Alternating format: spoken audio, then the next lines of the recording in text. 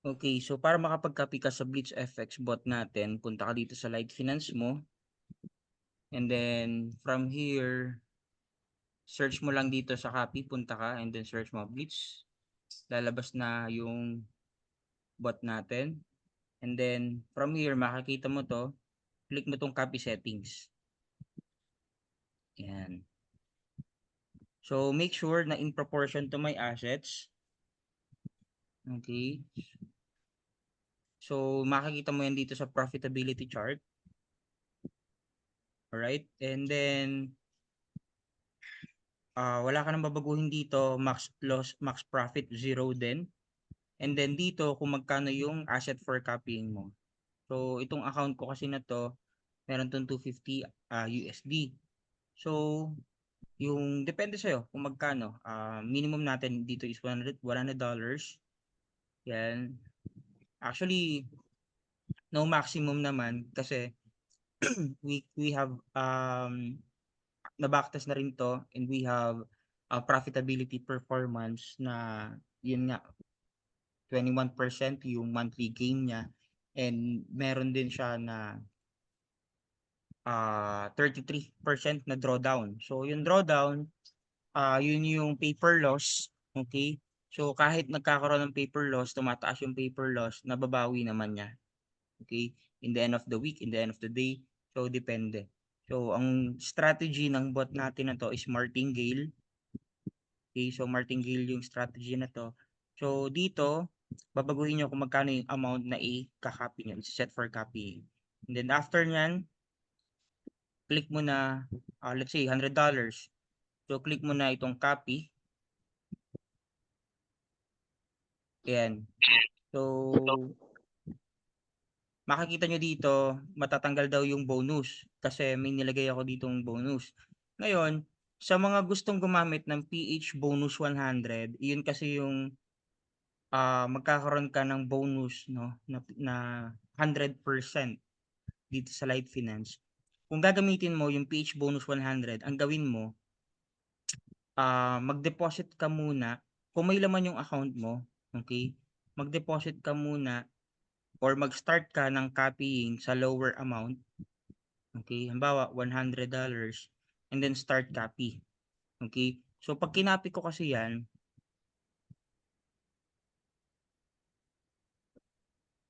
yan. So nagka-copy na siya. Pero wala siyang bonus. Okay? Wala siya nung PH100. Para magkaroon ka nun, kailangan mo ng second deposit kasi hindi siya hindi siya pumapasok yung deposit na yon kaagad no dun sa pag nag-copy ka. So ang kailangan mo dito doon sa send account na ito. Yan. Yan yung pipiliin mo. Yung may copy. Okay? So ito yung account mo na nagka-copy. Okay? And then, after nyan, halimbawa, let's say, 10,000. Yan. Ang minimum kasi para magamit mo to is $100. So, kung $100, ayun na, 102. And so, 6,200. So, use promo code. Ito yung sinasabi ko na bonus. Yan. So, meron kang additional na 107 USD. Okay, kapag gumamit ka nito. Pero ito, magagamit mo lang to kapag more than $100 ang ide-deposit mo. Okay, so again, i-make sure mo na itong trading account na nandito ay yung kinakopy mo or yung sinet mo kasi automatic nagkakaroon ng another account kapag nag-click ka ng copy dun sa copy trades. Okay, so kapag okay na yan, click mo lang continue and then start ka na mag-deposit. Ayun. So far, any question? May question po ba? Coach, so hindi na kailangan gumawa, ay di ba may sinend ka na link na to login or register? Para lang ba yun sa mga wala pang lit Yes, tama. finance? Tama. So pag wala kang Light Finance, you have to create doon sa sinend ko na link. Pero kung meron ka namang existing, yung process lang na ginawa ko, yun lang yung gagawin mo. Copy Sir, code. Sir, si Grace to. Pag nag-deposit ba ako ng additional, i-copy ko lang yung promo code na yan. So, makakuha ko din ba yung bonus na yan? Tama. So, kapag nakapag-start ka na mag-copy, okay, bale ang mangyayari kasi doon sa process na ginawa natin is nung nag-copy tayo, hindi kasi pumapasok yung bonus. Oh, wala Okay? nga po bonus. Yes, wala talaga siyang bonus. Ngayon, sa second deposit mo, dito, i-make sure mo na itong account na to, na trading account ay yung nakaka-copy, and then Mm-mm. gagamit ka na ngayon ng PH bonus 100. Mm. So, bali po magdodoble po siya. Tama. So, ang Kahit ibig anong sabihin mode of nun, payment po yan? ano po? Kahit anong mode of payment po yan? Halimbawa, cryptocurrency po yung gamit ko. Yes po. So, kung Pwede rin crypto, po ng dito ka Gcash, no? sa Tether TRC20. So, kung crypto yung Opo. gagamitin mo, ganun pa rin. Make sure na ito yung trading account. And then, kung ilang USDT, yan. And then, use promo code. So, minimum dito is 100 data. Then, PH bonus. Ano ba yun? PH bonus 100? yes po, tama. PH bonus 100. So, doon sa question ni Sir kanina, kung another deposit, yes. So, ang ginawa lang natin kasi ng una is initial para lang makapag-copy ka na. And then, sa susunod mo na deposit, doon mo na ilagay yung mas malaki na amount. Tulad Mm. nito, yan. Ito yung second deposit natin. So, dito yung mas malaking amount kasi mas malaki yung magiging bonus. Sabagay, mas maganda. Mm. So, maliit lang muna dun sa una. Mm. Ayun. Any question pa po? Coach, si Judy po ito. Coach, itatanong ko lang po yung regarding sa bots. Yung may active po kasi kaming kinakapihan ngayon. Negative po siya, coach, ng ano na 1 month na higit na negative po. Coach, ano pong pagkakaiba nitong BlitzFX bot? At paano po ba yan nagwo-work? Si bot lang yung nagte-trade para sa amin, tapos kayo para yung nagte-trade sa likod nun? Parang ganun po ba? Parang hindi ko masyado maintindihan. Okay. So, thank you sa sa question mo, no? Para at least clear din sa iba. Yung BlitzFX bot natin, itong kinakopy nyo na to, is bot ito. Okay? Martingale ang strategy nito. Pag sinabing martingale, for example, nagbabay. Okay? So, anong nangyari, imbis na tumaas, bumaba. So, nagra-running loss. Ngayon, let's say, sabihin na natin na may 0.01 na lot size yung buy. So, kung pababa yan, ang gagawin ng bot, magse-sell siya with a higher lot size para ma-cover up niya yung running loss nung buy. Okay, ganun yung martingale. Okay, now, ang question, bakit may mga negative na 1 month? Actually, ano yan, hindi maganda yung ganyang copy kapag 1 month negative. So, itong bot na to, tested and proven na to, nung nagdaan na July 13, nagkaroon ng news na may mga nasunog na account. Okay? Pero itong bot na to na nilabas natin, tested to na kahit nung July 13 na news, hindi siya naapektuhan. So, nagkaroon lang ng mataas na drawdown pero still na-survive pa rin yung account ng mga nakakopy. Yun yung kagandahan dito. And Coach, may also, question lang. sige sir, tapusin ko lang to. And Sige. also, depende kasi sa kinokopyahan mo kung manual trader siya or bot siya. So, kung manual, yung tao mismo yung nagte-trade and kinakopy mo in proportion sa fund mo yung trades niya. Okay, pero dito sa atin, bot mismo yung nagte-trade.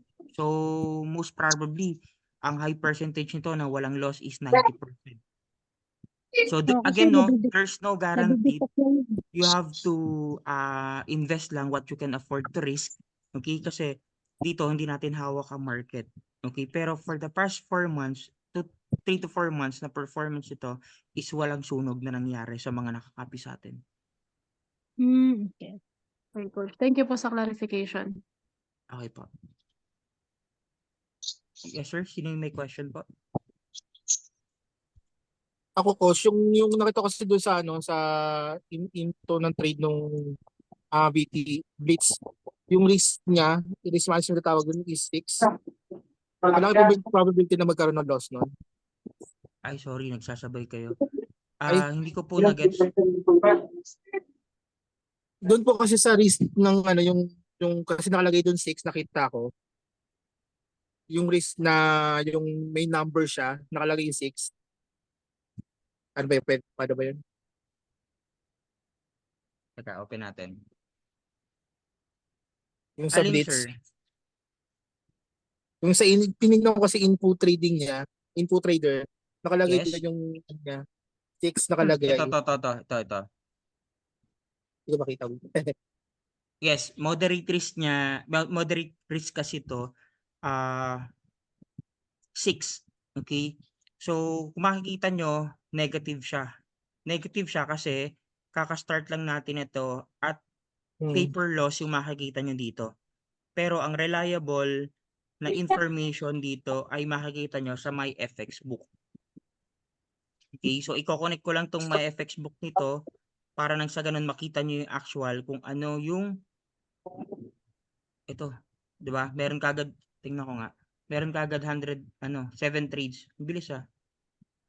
Wait lang, open So ko nga. usually po pag in-a-day po na naggumana po yung bot, usually magkano po yung margin na kinikita niya in a day? Yung sa 100. Okay. In a day, diba? I-mute ko lang yung ano. In a day, depende yun sa fund mo, sir. Okay? So, kung ang fund mo malaki, so, malaki din. Magkano ba Paano yung po malaki? $100 po yung gain na niyo? Yung ilagay yung minimum. Kung $100, tingnan natin, sir. Kasi itong $100 na tinry ko, tingnan natin kasi iba't iba siya ng na-accumulate na gains. Ngayon, itong $300 na account is kakaran lang niya ngayong 7-6,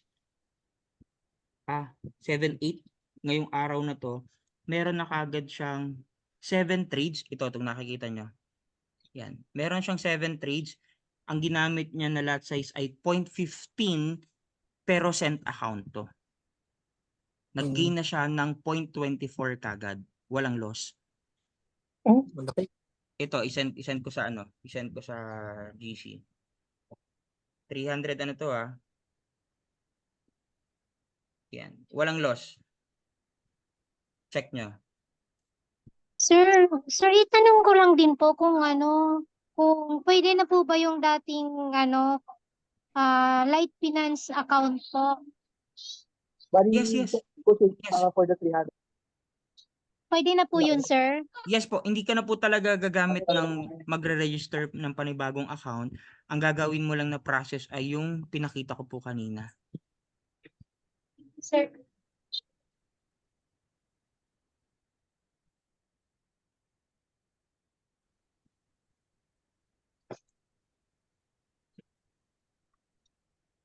Yes. Ano pa po? Coach Isra, bukod Po. pa po ito dun sa yung diniem ko po sa inyo kahapon, yung 3 bot na may low, medium, tsaka high risk na Yes po, iba pa po ito. Okay po. Pero ganun din yun, coach. Same din siya.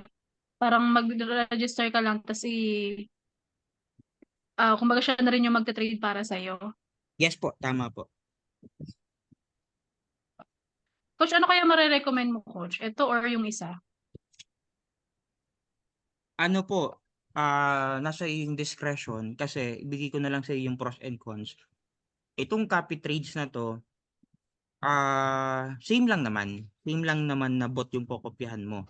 I mean, same lang bot yung gagalaw para sa'yo. Pero itong copy trade under Light Finance, okay, meron tong 25% traders fee. Okay. Now, bakit 25? Kakasimula lang. Actually, kung titingnan nyo yung kay FX Denily. FX Denily. Ano ba yung Denily? Ano bang ano ni ano? FX robot na lang. Ayan. 25% din siya. Yes. Oo. And kaya kong ipaglabanan ng itong ano, ito 30% pa nga to eh. Ipaglabanan itong bot natin na to. Though kakasimula lang niya, okay, sa atin. Pero 3 to 4 months na nagra-run to at maganda yung backtesting na ginawa namin dito. Okay lang yun, sir. Basta wag lang Yan. masunugan. Yes, so yung 25% traders fee na yon dito sa Copy Trades, kung doon naman sa bot, wala kang babayaran na traders fee. So meaning 100% mo na kikitain yung profit mo. Pero meron lang siya na 1,000 pesos per month na VPS rental. Yun, may VPS rental lang na 1,000 per month doon sa bot. Yung, by the way, sa mga hindi nakakaalam, meron kasi tayong bot na ina-offer din dito na i-installan yung mismong account mo, yung trading account mo ng bot at yung bot na rin yung bahala lang mag-trade para sa'yo. So, you will gain 100% from it. Okay? No trader's fee. Meron ka lang na VPS rental fee na 1,000 pesos per month. Sir, paano yun? Interested ako dyan. Saan, ma'am? Doon o dito? Both. Pwede ba? Pwede, ma'am. Pwede, ma'am. Actually, pwede yon. Kasi three-way to earn naman tayo dito. You may Oo. copy. Okay? You may do copy trading. Second is yung bot. Third is yung manual. So, Oo. yung bot and copy, ano yon, passive income. Okay, yung manual, yun yung ano, active. Kasi kailangan mo mag-manual trades para kumita, syempre. Kasi mostly hindi ako nakakasabay, sir eh. Alam mo na yung oras ko dito. Ayun, pwede naman, ma'am. Pwede, ma'am. So, mas okay din kung ano, kung ganun, makikita mo na meron kang bot, meron kang copy trades din. Walang Ayun. problema sa rental po, basta may kinikita. Oo naman, oo naman. So, any question pa po?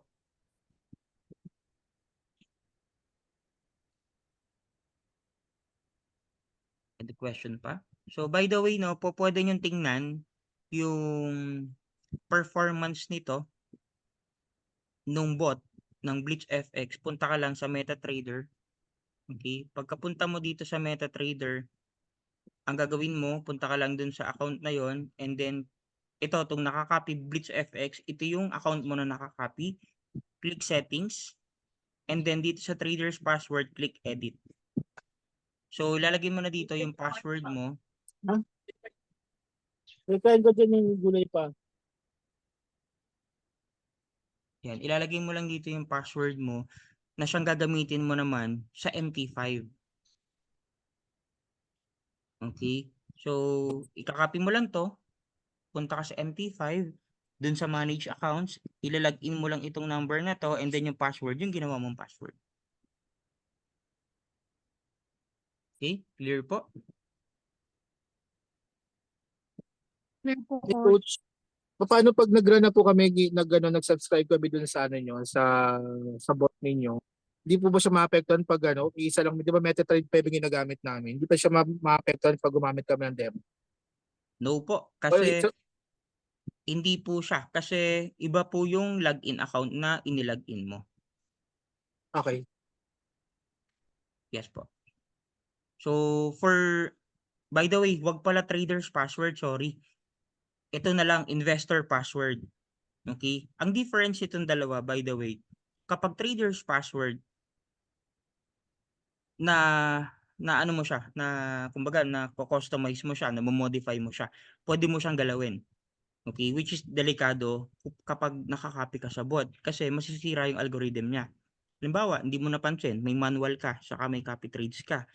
Ngayon, hindi mo napansin, ang naka-open pala is ito naka-copy trade, tapos nag-enter ka ng ng trade, nag-open ka, nag-buy ka, nag-sell ka. So, maapektuhan yung algorithm ng bot. Okay? However, on the other hand naman, dito sa investor password, kapag ito yung ginawa mo, okay, make sure lang na iba dun sa trader password. Okay? So, pag ito yung ginamit mo, for view only lang siya. Hindi mo siya magagalaw. So, mas safe ito. Investor passwords yung gamitin nyo. Iba dun sa trader's password dapat. Okay, tapos ito yung ilalagin nyo doon sa MT5. Clear po. Inihabol ko yun dapat itong investor password yung gamitin nyo for your MT5 viewing. Clear po ba? Yes po. Thank you, Coach. Thank you. Any question pa po? Wala na. Okay, so if wala nang question, So, sir, i-end na lang. may question Yes ako. po. Mhm. Yung PH bonus 100, PH bonus 100, pero kahit magkano yung ilagay, ganun po. Yes po, basta minimum of 100 po. Again, sa second Okay. deposit lang gumagana yung PH bonus 100. Okay. Thank you po, thank you. Okay po. So, sige, thank you so much for your time and have a good one everyone. Bye-bye. Sige po. Thank you.